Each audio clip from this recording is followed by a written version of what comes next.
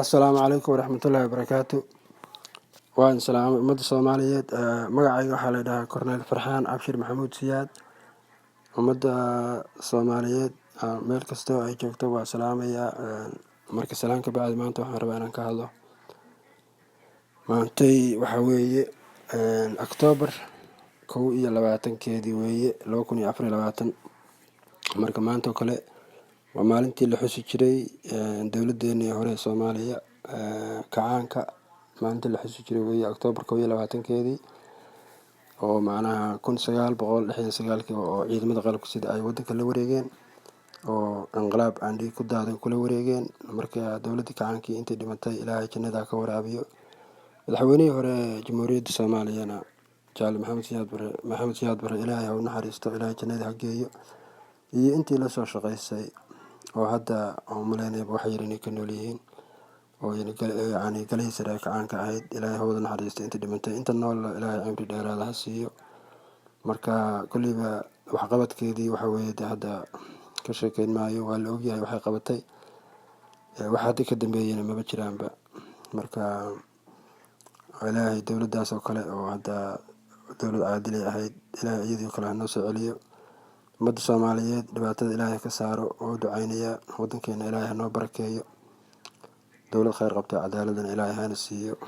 Dagaalada sokeeye dhibaatadana ilaahay ha naga joojiyo. Intii dhimatayna ilaahay ha u naxariisto.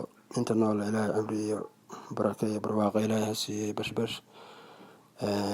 Ayaamihii lasoo dhaafay wixii dhacdhacay oo gobollada qaar ka dhacdhacay, gaar ahaan gobolka Gadow kale magaalada Luuqganaan ee dagaala ka dhacay. Intii dhimatay ilaahay ha u naxariisto. Waxaan rajeynayaa in wax dama ayna dhicin. Dadka beelaha meesha degan oo walaalaha ah oo sida hadda beesha Mareexaan reer Xasan iyo beesha reer Xaweyn Macallin Weyne, waxaan rajeynayaa inay nabadkooda noolaadaan oo dagaal dambe oo salka ka dhicin. Waa anigoo ah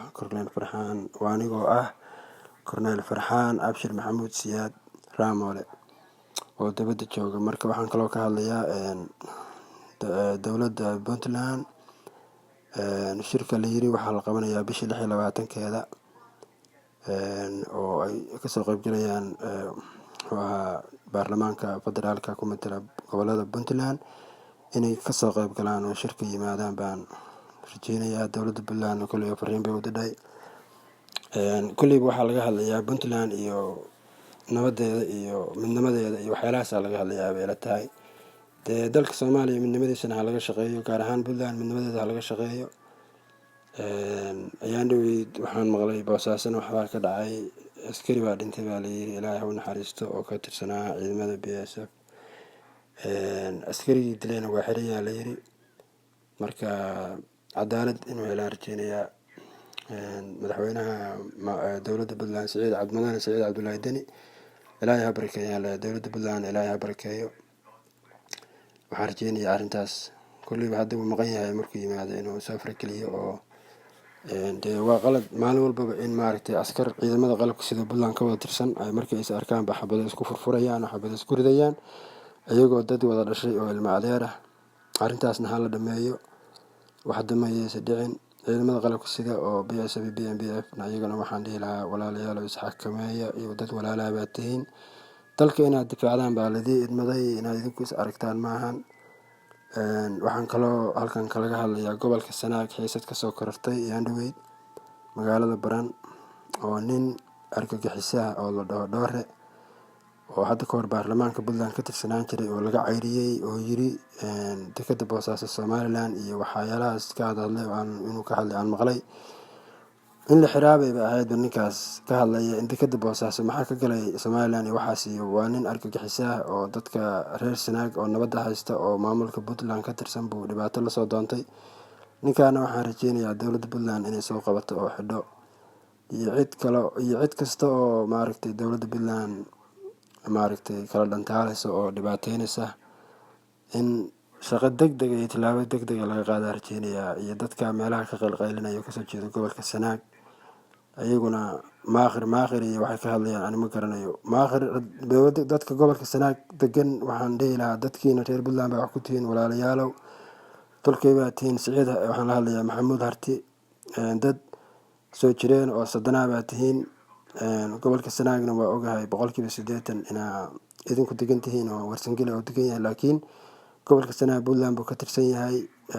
maamul hadda oo maakhi la yiraahdana oo hadda aan jiraana ma jiro, lamana samayn karo oo dee mana suuroobi karto. sababta waxa weeye labada gobol iyo wixii ka badan baa loo baahan yahay. puntland ayaa wax ku tihiin, puntlandna lama kala goyn karo. khaatuma hadda waa la sameeyey khaatuma, laakiin sababta lagu soo waxay ahayd dad lagu soo duulay ahayd. haddana waa dowlad. waana salaamayaa tolkii khaatimo SSC, ilaahay hadaayo, ilaahay cumrigooda ha dheer ayaan leeyahay. hadda ummadda soomaaliyeed oo dhan inay midowdo oo midnimo ka shaqaysaa aan ka shaqaynayo, laakiin inaan hoos lasku qoqobo hartigii iyo daaro isi kala qobo maaha. colaado badan baa jira. tolkuna qofkuna bahdaa barbarkaaga looga jiraa baa layidhi, dhinacaaga looga jiraa. nin walba wuxuu wax ku yahay waa dadkiisa. ilmaada riyaalow dadka raba inay gobolka sanaag ka gooyaan puntland dhibaato ka sameeyaan waa dad cadow u shaqeeya, oo qaarna ay somalilan iyo nimanka snm lacag kasoo qaateen, qaarna ay xamar iyo maaragtay nimanka dowladda isku sheegayo xamar joogo oo meelay xukumaana jirin, oo maalin kastaba dadka dhiiggiisa cabayo canshuuraha iyo dadka meydka iyo canshuuraha ay lacag kasoo qaateen, oo ay rabaan inay kala gooyaan puntland iyo dhibaato ay burburiyaan. laakiin ilaahay ma burburinayo puntland. dee ninka ay lacagta kasoo qaateen oo la shaqaystaan waa ninka hadda madaxweynaha soomaaliya sheegta. waana ninkii hadda ka hor yiri puntland 24 sano ku burburaysaa, 24 saac ku burburaysaa, ilaahayna ma burburiyo. waa ninkii masaajidka kasoo qanuudayay. ilaahay puntland ma burburiyo, waa hooyada soomaaliya, ilaahayna hadaayo. waana u ducaynaya ummadda soomaaliyeed. waxaan kaloo ka hadlayaa oo aan ugu dambeeya gobolka mudug, gaar ahaan degmada jariiban. waxaan ka codsanayaa dadka reer puntland ama dadka jariiban maamul degdega ee meesha loo sameeyo.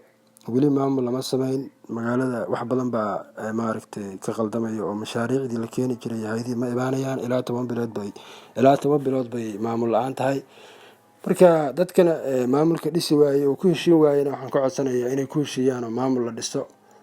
oo madaxweynaha puntland baan fariin farayaa inuu soo farageliyo oo yimaado. ilaa si kale maamul waa lagu sameyn waayey moogtahay. marka waana salaamaya ummadda soomaaliyeed. waa anigoo ah khayr iyo bashbash iyo barwaaqaan u rajeynayaa ummadda soomaaliyeed. marka waa anigoo ah korneyl farxaan abshir maxamuud siyaad. assalaamu calaykum waraxmatullahi wabarakaatu.